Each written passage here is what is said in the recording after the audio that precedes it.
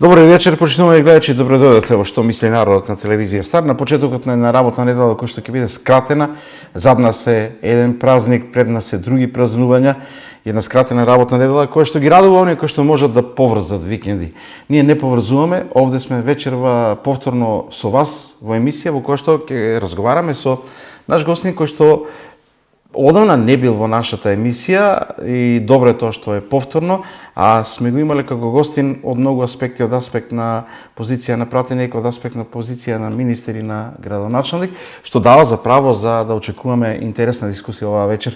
Благој Бочварски, пратеник од редовите на Социјалдемократскиот сојуз на Македонија, вечерва со нас во студиото. Господине Бочварски, добро вечер, добро дојдовте. Добро вечер, Тони, благодарам уште еднаш за поканата и драго ми што ќе имаме можност сега повторно да дискутираме на темите кои што се зацртани за оваа вечер. Морам да кажам, споменав градоначалник, министер за транспорт и врски и пратеник. Интересно е како од аспект на овие позиции гледате, да речеме, на тоа што се случува прво во локалните самоуправи, од аспект на она што го работат градоначалниците во Македонија, од позиција кога бевте вие, мислам дека во ковидот некаде беше таа ситуација. Ова е кратко, ќе говориме повеќе за во текот на емисијата, од аспект на она што ни се случува во транспортот и врските и од аспект на на пратениците. Имаме ли во овие 5-6 години помрднување нанапред или сме на некој исто ниво во поглед на тоа како не функционираат овие области и како комуницираме во овие области? Па добро, она кое што можеме вака да го кажам на прва во однос на функционирањето на овие институции кои што се навистина оперативни, тоа се извршни функции кои што во најголем дел во инфраструктурата се гледаат нивните работни обврски, еве и позицијата транспорт и врски министерство како дел од владата, но и општините, каде што во еден период сум бил градоначалник. Прво, она кое што се гледа е дека многу од проектите кои што ги зацртавме тогаш, во тоа време се уште се реализираат. Дел од нив одат со добра динамика, дел од нив со позабавена динамика, но она кое што до некаде можам да кажам дека загрижува е тоа што не гледам трасирање на пат на поголеми инфраструктурни проекти во државата, нови кои што би отпочнали, кои што ќе имаат простор да се реализираат во наредните 4, 5 или 6 години. Зборувам сега за автопатишта, за железнички пруги. Ова кое што денеска се реализира коридорите 8 и 10, проекти кои што ги започнавме некаде во 23-та кон крајот, 24-та почна веќе посериозни градежни активности и тие одлично се реализираат. Тоа е впрочем и став и на денешната влада, дека има одлична динамика, дека се работи, дека и тоа граѓаните го гледаат. На крајот на денот најважно е граѓаните што чувствуваат, дали се започнуваат нови проекти кои што ќе дадат шанса за раст и развој на државата или се движат проектите кои што биле започнати, но не гледаме трасирање на пат на нешто ново. Но како и да е, сметам дека мора да се работи многу поактивно. Граѓаните очекуваат сериозни и големи резултати во дел на инфраструктурата и тоа е нешто кое што го подобрува квалитетот на животот. Истото го мислам и ако зборувам и за локалните власти, за локалните самоуправи.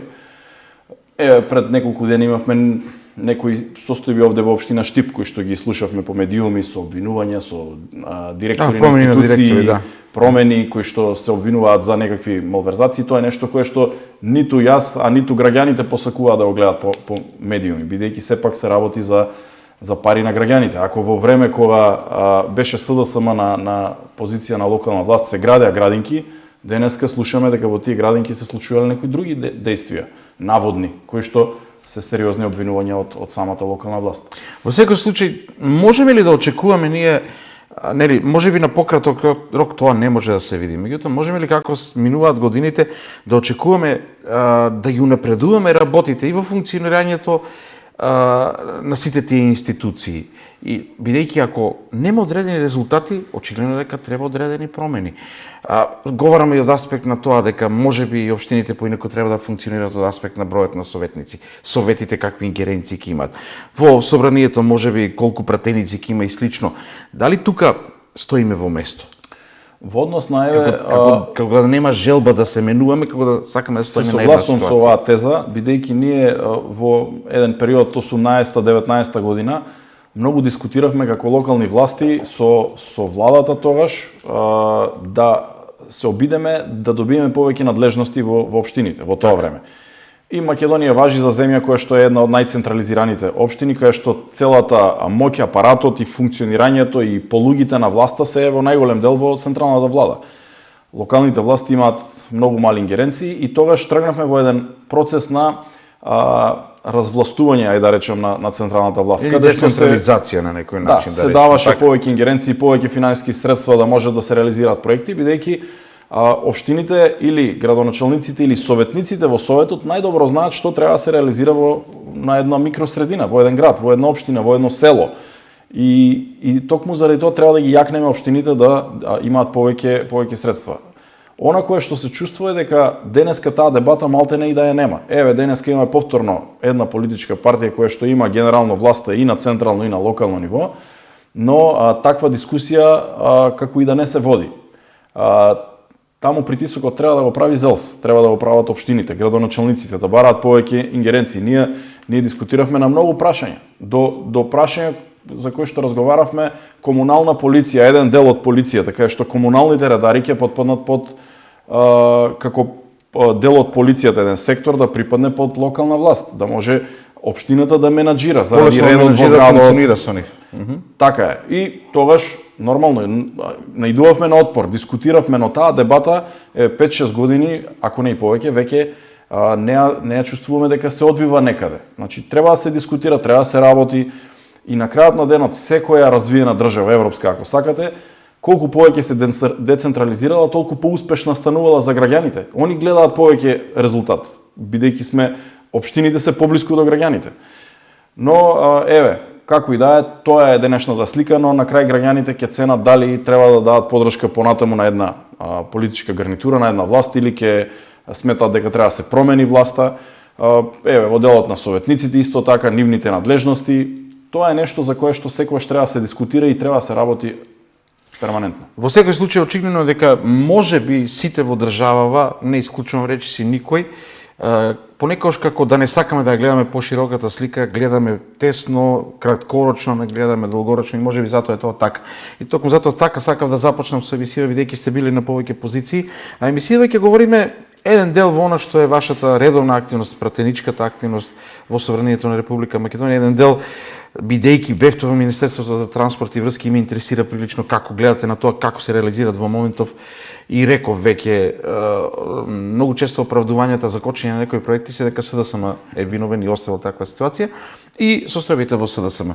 И би започнал со Собранието бидејќи она што го говорам и што ми беше прашањето на почеток за тоа дали одиме напред, дали стоиме во место, тоа е поврзано со тие евроинтеграции, тоа е поврзано со реформските закони кои што треба да се донесат во Собранието и да се исполнат. Еве сега сам излезе вчера, ми се чини, или денеска, вели до 1 јуни, има уште малку време, рок кој си го даде Мицкоски за да исполни реформски некои закони. Што се случува во Собранието околу тие реформски закони? Често пати се вели дека СДСМ кочи некои закони, за пржинската влада се изгласа дека е укината. Генерално, што се случува и каква е позицијата, колку успешно можете како пратеници на СДСМ и на опозицијата да влијаете да се забрза донесувањето на потребните закони, а да закочите кај што има штетни закони? Па добро, ова е прашање во кое што се отвараат многу теми, буквално, и теми кои што не го задираат само Собранието. Тоа е теми кои што ја задираат целата држава, општеството и напредокот на државата. Ако зборуваме за реформската агенда, ставот кој што, еве, вие го изнесовте или прашањето беше дека се доцни со таа реформска агенда, бидејќи веќе 2 години оваа власт ја има силата и моќта да ги промени работите на подобро. Дополнително што оваа власт има сама над 75 пратеници заедно со коалицијата. Само ВНР ДПМН има 58, многу малку до двотретинско. Значи има комотна позиција да работи и да ги исполнува агендите кои што ги зацртала уште во предизборната кампања. Не може во предизборните кампањи сите да велиме ние сме за влез во Европска унија, за интеграција на Македонија, за подобар живот, ако ќе дојдеме на власт да не правиме ништо за тоа. Тоа всушност е нешто кое што и граѓаните сакаат да го видат. Над 70%, 80% во одредени анкети се изјаснуваат дека се за членство во Европска унија. Сега, за да се стигне таму, имаме неколку чекори кои што треба. Имаме и задачки дадени од Имаме и задачки, имаме и реформската агенда која што ја кажавте, која што де факто доцни. Понатаму пржинската влада која што споменавте. Пржинската влада е донесена во 2016 година токму поради злоупотреби на тогашната власт на ВМРО-ДПМН со целиот систем, апарат на државата кој што ја притискаше државата да не може да се организираат фери демократски избори. Да се возможат по-фери избори, тоа беше поентата. И тоа беше тогаш изгласано со подпис на 4 партии само за тие избори за 2016 година.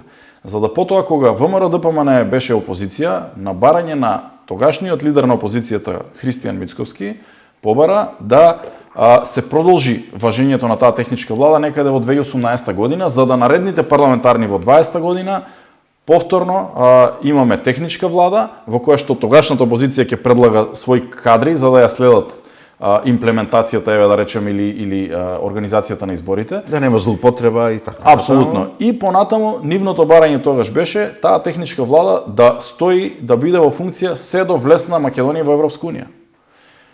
Тогаш ние како власт сметавме дека треба демократски да се настапува, дека таа пржинска влада е донесена помеѓу 4 партии како договор со поддршка на Европска унија на сите наши стратешки партнери. И така треба и да ја, ако треба да ја укинеме, 4 партии да треба да ја укинат. И што се случи денеска? После доаѓањето на власт, после 1,5 година, да доаѓа владата која што предводи ВМРО-ДПМН и да велат, сега веќе ние сметаме не треба, ќе ја укинеме. Да, меѓутоа, каде е дебатата? Зошто не се дискутира? Се направија ли работни групи во собранието или на ниво на парламентарни групи или на 4 најголеми партии да се седне да се каже? Ние имавме сериозни забелешки токму поради организацијата на последните локални избори, како се организираа.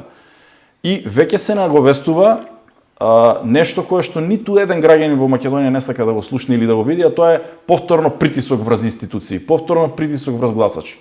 И токму поради тоа бевме против. Но ајде да речем на мускули се укина техничката влада. И сега кој е аргументот? Ќе дозволиме наредните избори да има, а после тоа да нема. А од каде знаеме дека после тие избори ќе биде атмосферата демократска фер за да се одржат избори како во Шведска што велиме или како во Норвешка, стандардни скандинавски избори како што треба да има во Македонија. Затоа велам, ако треба да се укине 4 партии, дали ќе биде 26-та или 30-та или 28-та, рете 4 партии да се донела со консензус од 4 партии, тие исто да се согласат дека треба. Така е, уште само по себе говори дека оваа влада повторно се обидува на некои позиции и точки да прави притисок и да ги решава работите така што ги одговара на неа, а не на сите актери во политичкиот процес. И заради тоа сметам дека тоа е една работа која што покажа дека се навраќаме на она ВМРО од 2015 или 16 година. Понатаму, она кое што се очекува од оваа влада, бидејќи тоа беше и прашање, така, европската иднина на државата. Што правеат овие 2 години како влада? Они дојдоа на власт и велеа вака: ние ќе дојдеме, ќе обезбедиме подобри услови за преговори на Македонија со Европска унија, подобра преговарачка рамка, подобри позиции и тогаш ќе влеземе во тие преговори. 2 години помина, веќе никој не говори ниту од нив дека ќе се донесат тие подобри позиции и преговори. Бидејќи сватија дека преговарачка рамка оваа држава има и таа е рамка помеѓу Македонија и Европска унија. И по таа рамка треба да се оди. Значи не може да излегувате пред избори едно да велите, сега да буквално да не се ни споменува тоа прашање. И сега повторно опозицијата е таа која што вели ајде да седнеме на маса, дајте да ги решаваме проблемите. Генерации поминуваат. Албанија веќе е пред вратите на Европска унија, Црна Гора исто така. Ќе ни отиде и последниот воз. А ние не одиме во Европска унија за да го направиме кејфот на Брисел или на Париз или на Берлин. Ние одиме таму заради нашите граѓани. Пред некој ден, само да поврзам со ова, бидејќи денеска е тоа, вика се да се ме повторно отвори темата, дека една недела пред рокот не се исполнети, делумно само се исполнети обврските и преземените реформската агенда и европскиот пат на државата. Меѓутоа, пред некој ден пак имаше реакција од ВМРО-ДПМН, вели не обвинуваат, а Европа пак ни даде најмногу пари од сите од Западен Балкан и вели се да се лажи. Видете сега, Европска унија, ако гледате колкав бил пакетот кој што Македонија би го добила кога би ги исполнила сите овие точки, тоа е пакетот 200 милиони евра. Така. Ние добивме околу 65 милиони евра сега, бидејќи сме исполниле толку. Тоа е таков е принципот на Европска унија. Црна Гора добила помалку затоа што они се веќе пред влез во Европска унија. Они имале да исполнат 3 точки од таа агенда, они исполниле 2, добиле толку колку што е наведено. И сега они се надпреваруваат со други држави, но не ја гледаат суштината на она кое што од таму е зададено. Значи вие имате 10 точки, сте исполниле 3 или 4 точки, добивате 65 милиони евра. Останатите не ги добива Македонија. Практично сме ги изгубиле. Практично би добиле повеќе доколку се повеќе реализирани од обврските. Апсолутно, тоа е суштината и тоа се фактите. Сега ние може да зборуваме за едно или за друго тоа политички се очигледно е за впечаток пред јавноста, реално. Само за впечаток. И тоа буквално оваа влада само така работи еве овие 2 години. Само впечатокот што мислат граѓаните, правење на анкети, следење на јавно мислење, меѓутоа влечење на потези кои што ќе донесат добро за граѓаните во наредните 3, 5 или 10 години не сме виделе. Ние ако одиме така и во 2018 кога се решаваше Преспанскиот договор, тогаш можеше и владата на СДСМ да каже не сакаме таму, не влегуваме, можевме да се расправаме и со грци, и со бугари, и со срби, и со сите соседи да направиме кавга буквално и да креваме дома политички рейтинг, меѓутоа прашањата остануваат затворени. Дали ќе бевме побезбедни ако не бевме денеска во НАТО? Кога гледаме дека на неколку точки и во Европа и во Блискиот Исток се случуваат војни. Ние сме денеска побезбедни. Имаме тоа го говори денеска и министерот за надворешни работи. НАТО е феноменална работа. Кога сме веќе кај Европската унија и евроинтеграциите, дали има разлика, дали реформската агенда исполнување е една работа и друга работа е ветото или блокирањето од Бугарија. Дали има овде разлика, бидејќи ние, значи, стои и најмногу се говори за тој договор со Бугарија, Мицкоски изјавува дека ќе се договориме за се да влезат бугарите во уставот, но тоа да стапи на сила кога ќе влеземе во Европска унија. Мислам дека тоа е една од тезите кои што ги има или решенијата. И сега ние од една страна исполнуваме реформска агенда и сакаме одиме кон Европска унија, од друга страна сме свесни дека додека не решиме со Бугарија, џабе е исполнувањето на тие, џабе говорам во оној финален ефект кој што би бил влегување во Европска унија. Тони, видите, ние живееме на Балканот, не живееме во Скандинавија. Да живееме во Скандинавија, вакви прашања се решаваат за неколку недели и државите продолжуваат да соработуваат. Веројатно ги решиле некогаш во минатото, ако имале. И може би полесно од нас. Имале и ги решавале и ги решиле и денеска живеат подобро. За жал, овде на Балканот состојбата не е таа. Многу повеќе се живее од историја, неголи од тоа што треба да гледаме напред во иднината, да размислуваме за економија, за соработка, за размена на студенти, за размена на кадар, на потенцијал, на знаење. На крајот на кришата да можеме да патуваме нормално, да излегуваме од Македонија. Ние не сме ни 2 милиони жители. За да имаме ние посилна економија, ние мора нешто да извеземе надвор, да продадеме некаде. Ако не сме во Европска унија, на секој продажба на нешто надвор, извоз некаков, ти си подложен на царинска декларација некаква, на царина, на дополнителни давачки. Понатаму границите, граѓаните да патуваат полесно, трговија, транспорт и така натаму. Тоа се работите кои што ние треба да ги денеска гледаме. И затоа велам, ние денеска живееме овде кај што сме, со тие соседи кои што ги имаме. Ние нема после 30 или 50 години други соседи да имаме до нас. Повторно со тие треба да седнеме да ги решаваме проблемите.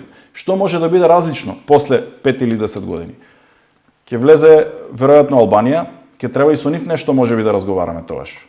Затоа што кога требало ние да ги решиме нашите проблеми и да бевме ние веќе внатре, денеска немаше никој нас да може да не условува. Албанија додека не влезе во унијата нема услови да не блокира на било кој начин. Реално тогаш добива некој и можеби ќе може. Апсолутно, затоа велам. Ја не викам дека ќе не блокираат.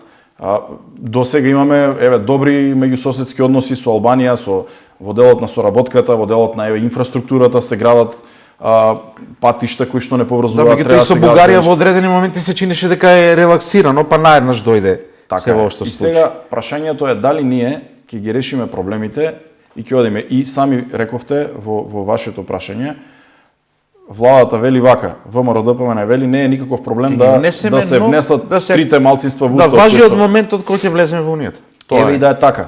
Треба тоа да го избоксуваат, да Европска Унија каже ова е рамката во да влезе во таа преговарачка рамка, влезе во таа рамка, така и така да го исполниме. Ние велиме секој еден чекор кој што ќе го направите во делот на подобрување на таа преговарачка рамка, бидејќи така ветија пред изборите и луѓето за тоа ги гласаа нив.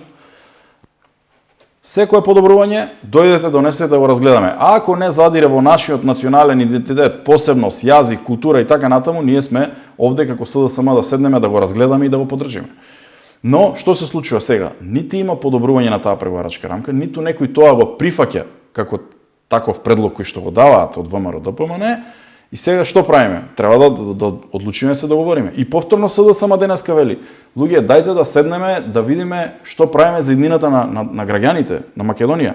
Ако ова е вака, како што е, во предлог, во прашање, во прашална форма, да седнеме, да одлучиме што да правиме во собранието или не знам во кој друг формат треба тоа да се решава. Но стоењето во место е најлошото сценарио за една држава. Еве, замислете вие после 10 години, Албанија е во Европска Унија, Црна Гора е во Европска Унија, можеби Косово ќе напреднува, Србија ќе биде некаде кај што Србија доколку реши прашање со Косово, веројатно ќе биде и понапред од нас, претпоставувам. И тоа е прашањето. Да, значи, но ние што правиме? Ние треба нашиот интерес да го гледаме. Влезот во Европска Унија, решавањето на тие прашања се од исклучиво наш интерес. И она кое што таа влада на СДСМ не може да биде без нешто да се загуби, секогаш преговорите се такви. И затоа велам живееме на Балканот кај што треба да дискутираме, но што е најважно? Таа влада на СДСМ која што толку беше критикувана од тогашната опозиција. Што направи? Македонски јазик запишен во Брисел, кај што стои германскиот јазик, кај што стои францускиот јазик, стои и македонскиот јазик. Со сите јазици на сите земји членки. Законодавството целосно е преведено. Нема никакви звездички фусноти објаснувања до јазикот, како што некои бараа или алудираа дека може ќе се случи. Тоа го направи СДСМ. Јазикот го гарантиравме. Фронтекс договорот првиот кој што се подпиша меѓу Македонија и Европска Унија, со кој што веќе официјално се види дека нема буквално никаков ризик по нашиот јазик да биде дообјаснуван или нешто слично, се подпиша на чист македонски јазик. Дојде еврокомесарката фон дер Лајен во македонскиот парламент. На македонски кажа: вие треба да бидете дел од Европска Унија. Вашиот јазик е ваш јазик, тоа е македонскиот јазик. Значи буквално во тој дел ние сме ги заштитиле црвените линии. Народот, македонски народ и така натаму да не должен. Сега прашањето е во тој компромис страната на Бугарија тоа што го побара, ние сега треба седнеме сите политички актери да одлучиме како и кога ќе ги продолжиме тие чекори во насока на наш интерес да продолжиме кон европското семејство. И тоа е систем, така се гради систем. Ние велиме само нешто во последниот период системот да го смениме. Системот ќе се смени не со измислување на нешто ново, туку со исполнување на тие препораки кои што ти ги даваат од буквално таму, затоа што систем велат граѓаните наши кои што патуваат надвор велат има во Германија систем, има во Швајцарија систем, има во Австрија систем. Кај нас систем ќе се направи кога ќе бидеме дел од тоа семејство. Сето тоа што го кажавте, значи се работи кои што СДСМ ги кажува редовно околу црвените линии кои што и со тој договор од Преспа се поставени. Меѓутоа ќе се согласите дека ВМРО-ДПМН успешно реализира една ситуација да секогаш ќе чуете и ќе се слуша СДСМ го смени името. СДСМ го смени името и го слушате тоа постојано. Дури да направите вие пресконференција за нереализирани проекти, ќе биде СДСМ го смени името, нема право да зборува за нереализирани проекти. Како да се надмине тој момент да се афирмираат позитивните моменти од тој договор, а не негативните? Бидејќи негативни има, тоа мораме да се согласиме. Еве ќе се вратам 10 години наназад или 15. Во сите програми на ВМРО-ДПМН предизборни, владини какви и да биле, стоело дека ВМРО-ДПМН доколку дојде на власт и ја предводи владата, ќе води грижа за решавање на спорот со Грција, за името. Така. во взаемно прифатливо А и решение. се разговараше и за предлози И се имало разговарало. и И тоа го правеле ВМРО ДПМН Имало несомнено. предлози, така. Го правеле и СДСМ кои биле предходно, се обидувале да секој најдеме преговарал решение. и барал решение, да. Апсолутно Тоа е заради точно. иднината. И Затоа сега, што мораме. некој некогаш тоа морал да го реши. Буквално, ние со тој договор, денеска Гордана Силјановска Давкова вели, несомнено е, Преспанскиот договор го гарантира нашиот идентитет, јазик и поседност. Започна да се објаснува дека Потоа може да се Не објаснува дека не мислела се или слично. допаѓал, Така ама де факто тој договор го гарантира нашиот идентитет и јазик и поседност. И тоа е така. И сега кога го СДСМ тогаш реши тој спор и ние влеговме во НАТО, понатаму ВМРО ДПМН од опозиција велеа тоа не е завршена работа. Ние секогаш ќе размислуваме да го вратиме. Еве денеска имаат власт, имаат малтене, рековме двотретинско. Зошто не го Блиску вратат до името? тоа, Еве нека предложат, нека го вратат името. Нека го раскинат Преспанскиот договор. Ние тоа им го постојано велиме во собрание. Бе, луѓе, ако го критикувавте, ако не бил добар, вие можете подобар да донесете договор со Грција, еве решете го, раскинете го, решавајте повторно наново. Да видиме каков договор тие некогаш или дали нешто направиле некогаш во минатото за Македонија. Па и во Обединети нации кога се влегуваше, кога Глигоров ја внесе Македонија во Обединети нации, и тогаш го направија човекот, предавник го направија, а денеска после толку години и децени сите велиме, едно огромно мнозинство велат, архитектот на независна Македонија. Па каква држава ќе бевме ние ако не бевме влезени во Обединети нации? макар и со преференцата која што беше тогаш, да, поранешна, затоа што таа мораше референца, така. затоа што тогаш исто така имавме таков спор, Така. тогаш се роди спорот со Грција, но движењето чекорите и екзистирањето на оваа држава во овие 35 години и интегрирањето во сите тие меѓународни институции кои што нас не прават држава, сите политики ги донел СДСМ. Ајде нека донесат еве нека седнат, нека го решат со Европска унија прашањето. Ние нема да блокираме, нема да носиме маички не вакви такви, знаете какви маички носеа, и кога се гласаше за декларацијата за јазикот, тогаш кога беа опозиција излегува од салата. Кога ние ја поднесовме декларацијата. И сега денеска велат, ама знаете ние не консултиравте за францускиот предлог. Како не бевте консултирани? За се консултирани. Имаше некои објаснување овие денови дека СДСМ не мора да блокира закони вака, може подоцна со амандмани да блокира, зошто да не учествувате во расправи и слично. Предпоставам за задолжувањето, за тој закон беше таа дискусија. Видите сега, кога се работи за иднината на државата, 2 години никаде ги нема. Меѓутоа, кога се работи за задолжување за 260 милиони евра, буквално комисијата која што ја води пратеничка од СДСМ Лукаревска, закажана комисија, пазете, по деловник, кога ќе отпочне комисијата, кога ќе се усвои дневен ред, во кој дневен ред стои и таа точка за задолжувањето, прават грубо кршење на деловникот. Наредниот ден председателот на собранието овластува друг пратеник од ВМРО ДПМН да ја води таа комисија. И затоа СДСМ излезе и каже, ние ќе поднесеме кривична пријава до председателот на собранието за таквото однесување. Едно е вие пазете, законот за бранителите ќе ве потсетам. Беше истата ситуација. До ден денеска нема назначено председател на собранието друг пратеник да ја води таа комисија. Зошто? Затоа што вели седницата е отворена, по деловникот јас не можам да делегирам нов пратеник да ја води, друг пратеник. Сега, а овде кога треба да се задолжуваме, играме двојни аршини. И ова е буквално кршење на сите стандарди, правила и деловник на собранието. И сметам дека ВМРО ДПМН треба да знае дека со ова никаде не води, ова води до безредие во собранието. Безредие во собранието, за да преминам на проектите за кои што исто така често пати има обвинување дека СДСМ има голема вина и за автопатот кон Охрид, и за Коридор 10, за многу проекти. Би ве прашал, гледате ли, бидејќи сте дел од она што беше можеби најнепријатниот, најцрниот настан во историјата на Македонија 27 април, кога евидент денеска се коментира дали требало да лежат во затвор, дали требало да одговара некој, дека некои мислат и дека требало и посериозно да биде сето тоа. Гледате ли атмосфера во Македонија за да не се повтори такво нешто во иднина? Бидејќи бевте и лично дел, и бевте и повреден, и нападнат, тоа е најцрниот настан во историјата на Македонија, реално во поновата историја. Тоа е нешто кое што прво никој не сака да се повтори. Сите посакуваме да политичките текови се водат во насока на демократизација и да таа сала во собранието кај што или тие простори кај што треба да се дебатира, да се дебатира буквално ако треба и со најголема жестина, меѓутоа тоа да биде помеѓу пратениците. Вие во таа ситуација тогаш мислам дека беше нешто невидено и во светски рамки. Да се отворат врати, да влезат граѓани и да ги нападнат пратениците кои што се легитимно избрани на избори и ги представуваат граѓаните во собранието е нешто кое што беше недозволиво и што можам да кажам.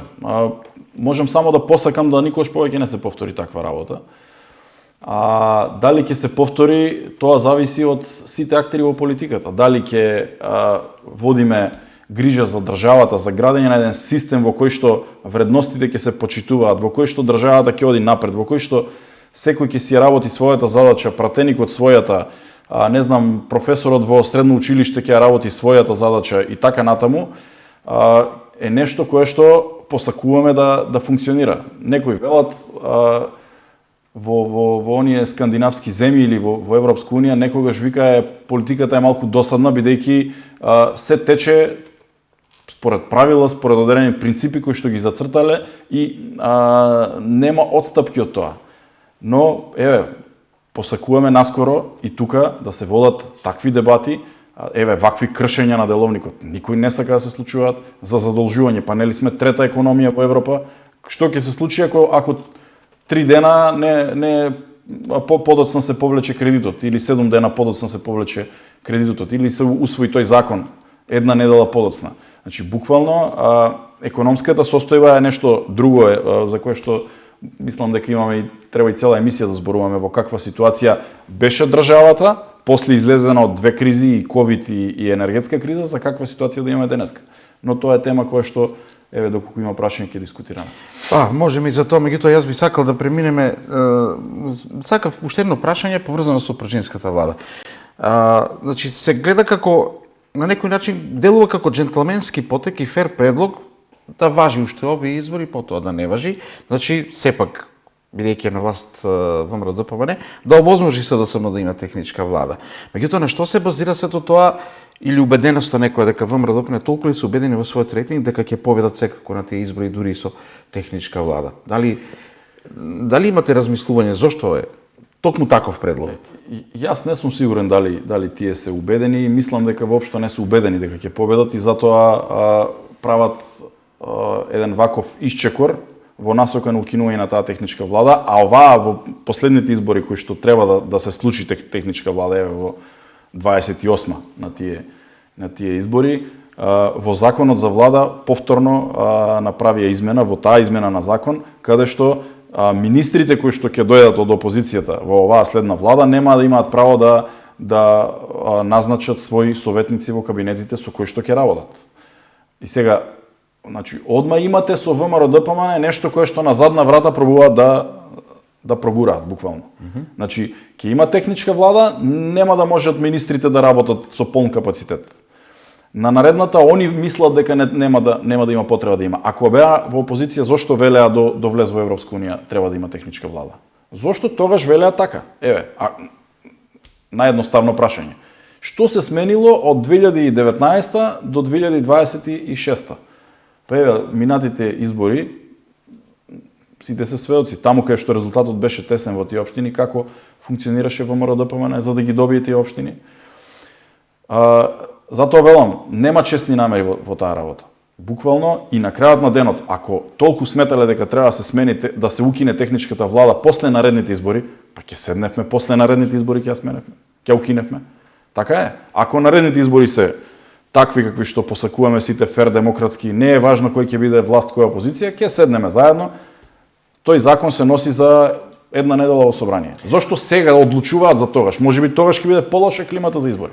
Да ве вратам, пред да одиме на проектите, да ве вратам на она што го споменавте и вреди да се разговара околу задолженоста на државата, задолжувањата, рековте и за закони се расправаше. Имавме, значи, од самиот старт, ние пред изборите се знаеше дека ќе се задолжи државата од Унгарија. Во меѓувреме, СДСМ обвинува секојдневно за нови задолжувања. На кој ниво е задолжувањето и колку е сериозна ситуацијата, бидејќи министерката за економија, односно за финанси, Горана Кочовска Димитриевска постојано кажува дека буџетот е во добра состојба и дека СДСМ само лажни обвинувања има. Има ли сериозност во оваа ситуација со буџетот, со задолжувањата? Видете, се она кое што го гледаме денеска во државата покажува на тоа дека буџетот не е во добра состојба. Зошто го велам ова? Прво, задолжувањето. Тие пазете, која 2023 пред крајот на мандатот на владата на СДСМ, секој ден излегува на пресконференции. Како велеа, нов ден, ново задолжување. Ја задолживте државата на 8,5 милиарди евра во тој период. Колку генерации ќе ги враќаат тие пари во тоа време? Денеска знаете колку е задолженоста? Ако тоа беше 8,5 милиарди, денеска е 11 милиарди евра задолженоста на државата. Они за 2 години 2,5 милиарди евра не имаат задолжено. Велат дека враќале долгови кои што ги направил СДСМ. Значи, ова е новиот долг, ја што го говорам. Значи, они земале кредити, ги вратиле тие кои што требале, доспевале да се вратат и дополнително не задолжиле со 2,5 милиарди евра. Так. Значи, ова се нови направени долгови. И затоа денеска долгот е 11 милиарди евра. Значи, они се раздолжуваат и ние сме се раздолжувале од таа влада така, на нема влада која што не се раздолжува, значи, тоа е реално. Нормално е, ќе земете кредит. Остануваат секогаш е подобро да земете кредит со помала каматна стапка, да раздолжите некој стар кредит кој што бил со поголема. Тогаш враќате пари и секако со останатите пари сервисирате во државата инвестиции и така натаму. Втората работа, ако сакаме да оди државата напред, барем кога се задолжуваме за нешто, треба да знаеме за што се задолжуваме. Ако се задолжуваме за да исплатиме плати и пензии, тоа не носи раст на државата. Ако се задолжуваме меѓу другото и да изградиме нешто кое што ќе даде повратен ефект и бенефит, тогаш можеме да кажеме дали е исплатливо задолжувањето. Сме се задолжили да нешто да изградиме, па треба да видиме кои се каматите и така натаму, но тоа треба да се дебатира, треба да се отвори дискусија во собрание, треба да се разговара со експерти, се правеле јавни расправи. Значи, буквално не е тоа за 7 дена фрлање на закон од влада во собрание и гласање за 3 дена. Тоа е нешто кое што е лошиот принцип. И ако сакате во проценти, која предававме власта 53% од БДП беше задолженоста, денеска е веќе 67, меѓу 67 и 63%. 60% е таа некоја граница која што да. На времето беше 50 со ковидот, заради тоа што државите мораа да повлечат повеќе кредити за одржување. Дојде таа граница малку повисоко, меѓутоа де факто задолженоста денеска е поголема од таа тогаш.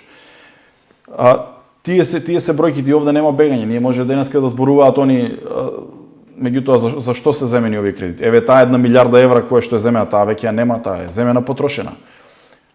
Проекти во општините мислам дека се работеа. Еден дел само. Јас правев анализа во тој дел.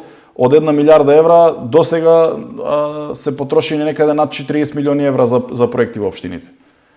А останатите 960 милиони евра каде се? Нели ќе дава на фирми, па не знаеме и на кои фирми се даде. Мислам дека банките објавуваа под кои услови ќе биде. Да, меѓутоа не видовме каде отидоа парите и колку пари отидоа. Значи они само кажуваат волку проекти на толку банки, значи треба да се знае точно каде. Транспарентноста е многу важна во делот на јавното финансирање.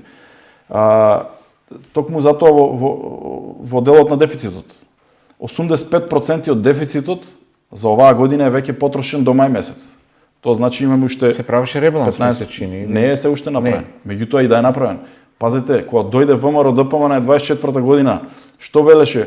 Половина од дефицитот сте го потрошиле, повеќе од половина, како велеа. Денеска 85% потрошен од дефицитот. Во мај месец се најавуваше договор, се правеа средби во министерството за да се види каде и каква е состојбата, што е најава на некој начин за ребаланс, мислече. Оваа година бројките покажуваат дека е полоша од таа која што беше тогаш изборна година 24-та. Но како да е? Важно е да видиме дали граѓаните денеска, пошто бројките се факти. Јас многу сакам да говорам со бројки за да граѓаните подобро не разберат, но има едно многу важно прашање. Дали денеска граѓаните живеат подобро од пред 2 години? Дали денеска можат повеќе работи да купат со својата плата или можеле порано да купат, после сите кризи кои што ги поминавме? Дали денеска минималната просечната плата расте со тој интензитет кој што треба? Ако СДСМ за 7 години минималната плата ја качи од 8.000 на 24.500, за повеќе од двојно, значи повеќе од двојно ја качи минималната плата, да просечната плата се качи од некој, ако не се лажам, беше 22.500 денари во 17-та година, во 16-та, да денеска, односно во 24-та која ја предадовме власта, таа беше веќе некаде 40.000 денари. Так. Значи, ВМРО-ДПМН тогаш беше главен противник на растот на платите. Тоа го сме го гледале, знаеме сите. Не ги качувајте платите и така натаму. Уште едно прашање, инфлацијата. Велат многу добро се справиле со кризата. Инфлацијата на ниво на Европска унија денеска е 3%, во Македонија е 5,7%. Дупло поголема инфлација. Значи, дупло повеќе трошоци имаат граѓани. И кога сме граѓани. кај бројките, па се говори за економски раст и се говори за во тој квартал трета, значи економија по одредени показатели. Видете. Како да ги гледаат луѓето тие бројки? Еве како ги гледаат. Бидејќи вака, кога ќе се каже дека сме трети или не четврти, пети, шести, да сме, е добро. И сега тука доаѓа до расправи меѓу политичките партии, народот. Знаете како? Сепак нели? Ако пресметуваме раст, ако растот во државата е 3%, а инфлацијата е 6%, тогаш нема раст. Така. Значи, они сега го вадат растот, кој што во некој квартал дошол до одредена вредност, процент, но не го кажуваат инфлацијата. И сега инфлацијата во Европска унија е 3%, а кај нас е 6%, речи си 6%. Значи, сега они се споредуваат со земјите од Европска унија во растот, кои што се многу поразвиени од нас, ние треба да скокаме со големи чекори за да дојдеме до нивниот развој економски, а не кажуваат колку ни е инфлацијата, на пример. И тоа се бројки. Меѓутоа, еве да ги оставиме и бројките на страна. Дали денеска граѓаните со 3.000 денари може да купат повеќе намирници од продавница отколку пред 2 години? Дали денеска е заштитен стандардот? Дали оваа криза која што од сега ја имавме, која што е многу во помал обем од таа што беше претходно, дали низ оваа криза се покажа дека донесува мерки за да ги заштити? Во маркетите бројките се гледаат на сметките на крајот на кришта, реално ако размислиме тоа е клучното. така. Сега да одиме да опфатиме оној дел кој што го реков во вашата област. И денеска и вашето име и воопшто нели активностите на СДСМ во времето на започнување, автопатот беше започнат, СДСМ продолжи, оној кој е Охрид, коридорот 10, Бехтелиенка беше договор за кој што се говореше многу, веќе не се ни споменува. Како се чувствувате кога и за она што сега се случува, незавршен и автопатот кон Охрид не е завршен. Коридорот 10 во каква ситуација? Пругата кон Бугарија, железницата во ситуација во каква што е. Како се чувствувате кога и денеска обвинувањата се на СДСМ, понекогаш и на вас како министер за транспорт и врски? Прво, ВМРО-ДПМН треба да се произнесат до кога СДСМ ќе им биде виновен за се во државата. Затоа што ако нешто оди добро во државата, одреден проект ако се движи добро, тие излегуваат на терен и велат ние сме задоволни од динамиката. На коридорите 8 и 10D. Така. Проектите за кои што беа најгласни и најглавни противници. За проектот кој што го реализира американско-турскиот конзорциум Бехтелиенка. Ако тој проект беше тогаш лош, денеска велат имаме одлична динамика, и за тоа не е заслужен сега СДСМ, така? Ама нешто кога ќе им заглави, тогаш СДСМ. Затоа велам, до кога СДСМ ќе им биде виновен? Првата година ли, до втората, до третата, цел мандат, 2 мандати, колку треба да им биде виновен некој од пред 4 години? Тоа е прашањето. Значи, она кое што не оди како што треба во инфраструктурата, тоа е проектот кој што токму ВМРО-ДПМН го започна во 2013 година, тоа е автопатот Кичево-Охрид, за кој што ние како влада се што правевме да го одглавиме тој проект. Јас се сеќавам дека имавме слична ситуација, дека СДСМ кажуваше дека на одредени делови од самата делница има пропусти кои што треба да се отстранат. Сега ВМРО-ДПМН вели има пропусти кои што ги направил СДСМ. И цената расте, цената порасна енормно, да се разбере. Еве сега ќе ви кажам, ние кога ја превземавме власта, автопатот Кичево-Охрид беше буквално на земјени работи се на почетокот. Ископите на земја, нешто беа направени дел, некој бетонски елемент по патот, некои пропусти, некој мост беше започнат и така натаму. Ние кога го видовме тој проект, немаше ниту една клучка од Кичево до Охрид, тоа сме го зборувале многу пати. Така. Требаше ли некој да ги испроектира тие клучки? Имаше некаде кај што во езеро или така нешто имаше ситуација. Резерварот за вода на Кичево. Така нешто беше. Значи требаше да се дислоцираат одредени, ние тоа го направивме. Прашањето што е? Што во 23-та година во септември, ако не се лажам, есента ние имавме една обиколка заедно со директорот на државни патишта и со сите медиуми и новинарите кои што ги повикавме, кои што беа подготвени да дојдат. Проблематика, така. Бевме на терен, буквално на трасата, поминавме голем дел од трасата за да видат со какви проблеми се соочуваме, бидејќи тоа треба да се види некојаш, не можеш да го објасниш. Тоа се инженерски проекти и големи да речем предизвици кои што луѓето треба да ги видат. Имаше огромни свлечишта паднати на самата траса. Беа 13 или 14 на целата траса во тој момент, на крајот на 23-та. И ние рековме сега треба ова да се репроектира. Овој проблем кој што сега се јавил, тогаш се јавил, да се репроектира. И сега ВМРО ДПМН кога дојде на власт, сега ги решават, ги санираат тие свлечишта кои што ние ги веќе увидовме, направивме работна група, проектантите веќе започнаа да работат проектни решенија, тие сега кога кажуваат, ако ве разберам, сега кога кажуваат им оставено од СДСМ, всушност она што го пронајдовте вие која ситуација. Апсолутно, свлечиштата на теренот или огромни милиони кубици земја или илјадници кубици на земја паднати врз самиот автопат, тие не ги бутнал некој од инженерите таму кои што работат или од работниците заради да направи штета, тие паднале заради тоа што бил лошо проектиран патот на самиот почеток. И затоа велам, кога нешто ќе тргне, ќе се испроектира лошо, па буквално ако земеме еден стамбен објект, една куќа, ако тргнете со лош проект, ќе ви се јават 100 проблеми во текот на градбата. А ова е огромен проект кој што буквално не можеш ти да ги отклониш тие работи од денеска до утре. И ние го доведовме проектот на завршниот извештај на надзорот беше 84%, кога ние еве при крајот на власта 24-та година беше 84%. И еве ги од 84% денеска они се некаде над 90% со прогресот на работите. Тоа значи дека повторно таму нема задоволство и тоа го кажуваат сите. Го кажуваат и денешните представници од владата, министер за транспорт, директор на државни патишта. Проблемите таму постојат заради тоа што е таков проектот. А тој проект така го започна ВМРО ДПМН, не го започна СДСМ. И сега овој другиот кој што ние направивме цел сет на законски измени за да го прилагодиме да функционира подобро, денеска гледаме дека функционира подобро. Ослободена траса се работи, проектирање и градба одиме со тој модел кој што цел регион и цела Европа работи за вакви големи инфраструктурни проекти. И ние кога ги носевме тие закони во собранието, имавме еден куп навреди, блокади и така натаму. И тогаш се обидов да објаснам дека тој модел дава подобра шанса за брза реализација на големите инфраструктурни проекти. И сега они велат ќе градиме брза пруга, по тој модел ќе градат. Сега е добар, значи сега сватиле дека тој модел на проектирање и градба паралелно дава подобри резултати.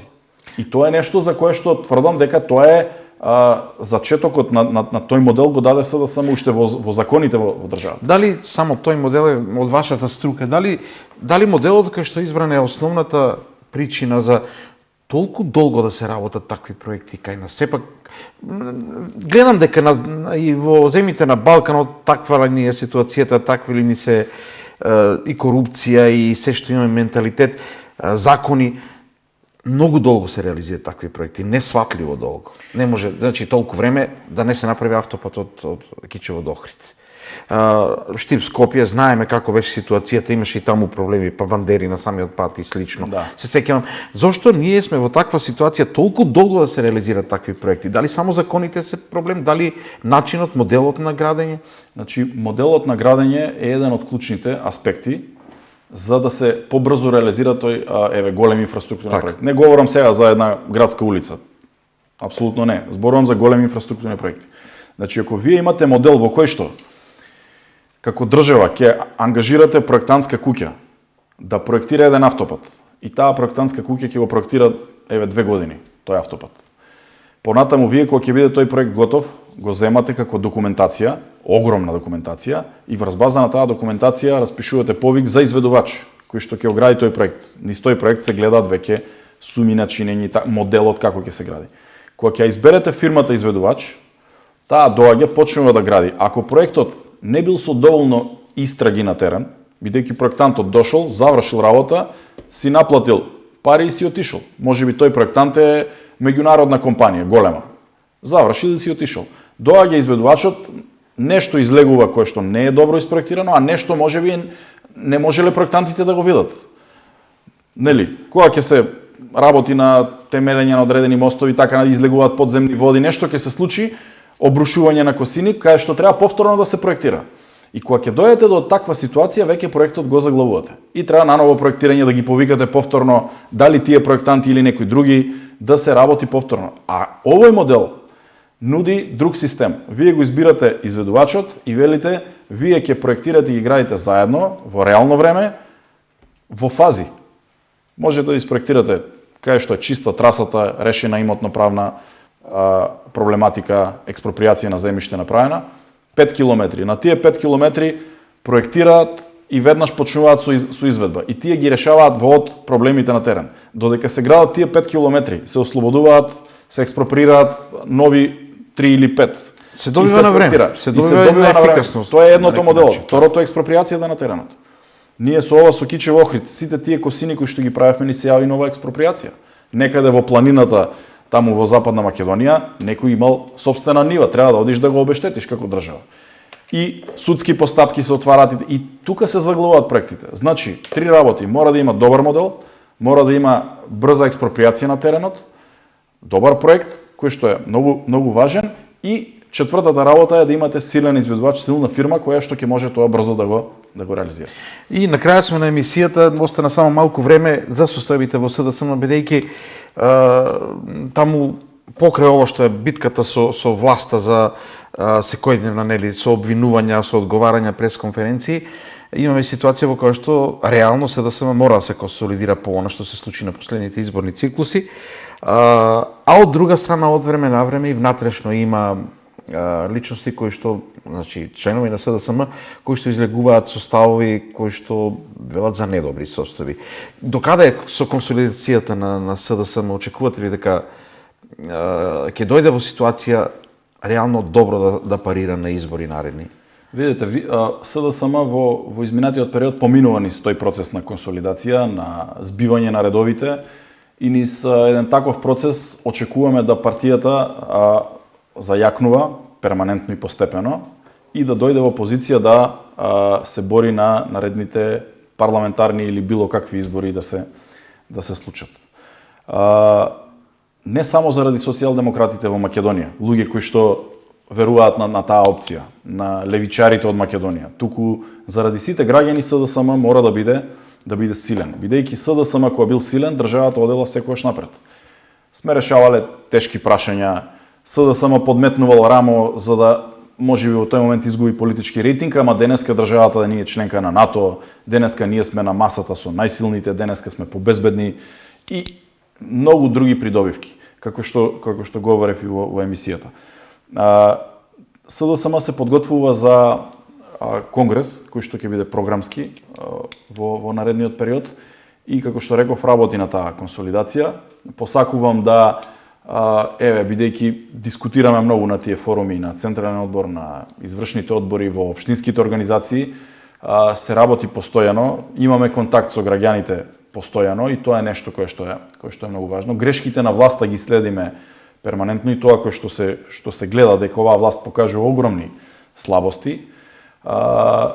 Посакувам да што помалку се случуваат такви препукувања кои што не и носат добро на партијата. Она кое што сметаме дека треба да се решаваат работите во партијата. Зборувам на партиските луѓе. Така. Нормално е секој да го каже својот став и во јавност и на социјални мрежи, но ако сакаме да СДСМ ја зајакнеме, ние треба да седнеме на маса, да ги расчистуваме работите и на крајот да СДСМ се исправи да се бори, бидејќи нема друга сила која што ќе може да го победи ВМРО-ДПМН во Македонија. Тоа се покажало во многу изминати изборни циклуси во државата во овие 35 години. Кога ВМРО-ДПМН е почнал да условно кажано забегува во владењето и во 2015 и 16, кога нарекува хибриден режим, кој застана и се исправи да го победи? СДСМ. Или кога влеговме во 2001 во вооружен конфликт, СДСМ не рече тогаш ние немаме ништо со вас како опозиција, влезе, ја сподели власта заради тоа што не сакавме да ни гинат луѓе. Колку има Тоа е суштината во политиката и сметам дека СДСМ еден голем пат од таа консолидација веќе го има изодено. На тој програмски конгрес ќе се заокружи тој процес, кај што ќе има и сестрински партии кои што ќе дојдат, ќе се разговара во делот на политиките. И сметам дека тука е клучното прашање. Како политичка партија треба да седнеме и заедно со, бидејќи тоа го правиме, јас сум одел во многу општински организации во периодот и разговарам. Нашите политики треба да ги изградиме во партијата, да ги изнесеме надвор ставовите, каде што сме опозиција да го артикулираме тоа опозиционо мислење, бидејќи граѓаните се незадоволни од актуелната власт. И на локално и на централно ниво. Тоа треба да излеземе и да нашите луѓе, представници на општински организации, советници да го рефлектираат и да го кажат. Бидејќи ако опозицијата е слаба, власта ќе почне полека да застранува и ќе ни се случуваат вакви работи како што видовме во изминативе денови, во кои што се обвинуваат градоначелник и директор за економски малверзации или како и да ги наречем, потенцијални, да речем. Колку штети на се во ова и колку можеби да биде негативно за СДСМ тоа што се форсира таа теза, посебно од ВМРО, ДПМН, па и од некои други политички структури, дека СДСМ може да се случи на наредните избори да паѓа уште повеќе, СДСМ може да ја снеме, може да згасне и слично. Веројатно тоа со намера се говори за да се создаде едно такво мислење, и тоа колку ве загрижуваат таквите изјави? Она кое што де факто се случува е тоа што се виде и на изборите. ВМРО ДПМН изгуби 140.000 гласа од парламентарните до локалните избори. Да, но секогаш ќе биде изгубивме помалку него што изгубивте вие. Така ќе биде, не? Па не беше така. Сакам да кажам така би било. Говорот, ама не е така. Бројките не се такви. Од друга страна, тие кои што ги формираа како приврзок на ВМРО ДПМН политички партии кои што се формираа колку да наштетат на СДСМ на претходните избори, веќе и на анкетите ги нема. Тоа мислите на знам? Мислам на знам. СДСМ покажува раст и ќе продолжи да расте во наредниот период. ВМРО ДПМН има тенденција на пат која што се виде, бидејќи пазете, големи очекувања има граѓаните од ВМРО ДПМН. Вие да кажете дека Преспанскиот договор не е завршена работа, ќе го вратите името, е задирање во чувствата на нашите граѓани и велите јас ако дојдам ќе направам ваков или тако, и кога ќе нема да го направите тој потек, тогаш не може друг да ви биде крив. Или ќе донесам подобра преговарачка рамка и подобар договор со Европска унија или со Бугарија. Доаѓате 2 години, ништо не правите. И сега граѓаните тоа го очекуваме да се случи како револт и да паѓа поддршка дека и ВМРО ДПМН, а ќе расте кај СДСМ. И на крајот, најважно за едно демократско општество во една развиена или држава која што чекори по патот на развојот е да имаме силно развиена демократија во делот на политичко-партискиот плурализам, кај што ќе можеме да видиме надпревар помеѓу идеи, помеѓу политики, помеѓу ставови и каде што секогаш тој надпревар ќе води државата напред. За жал во последно време имаме надпревар во соопштенија и во обвинувања и бранење понекогаш и мислам дека тоа се прави веројатно за да се тргнат мислите од некои други работи. Дефокусот е кај нас во последно време, но порано или подоцна работите излеваат на површина и граѓаните тоа секогаш можат да го видат. Демократизацијата е најважна во правосте, и во право сте дека луѓето треба да почувствуваат дали одиме напред. Не, со изјави не се решава ништо. Ви благодарам за гостувањето, господин Бочварски. Благодарам и вас. Почитувани гледачи, тоа беше Благој Бочварски, пратеник од редовите на СДСМ. Разговаравме за актуелните состојби, за тоа како СДСМ во суштина се бори од една страна со она што власта го пласира кон опозицијата, од друга страна за консолидирање на своите редови, бидејќи факт е дека без опозиција, без квалитетна опозиција, не е добро за ниту една држава, а досега секако СДСМ го носеше тој товар на опозиција и обидите да се консолидира и да се врати на тие позиции кои што се важни, секако се важни за самата држава и затоа секој се дава простор и на опозицијата во мислењата, ставовите за тоа како треба да се решават и какви треба да бидат решенијата за една држава. Благодарам на вниманието, останете со ТВ Стар, се гледаме повторно во среда.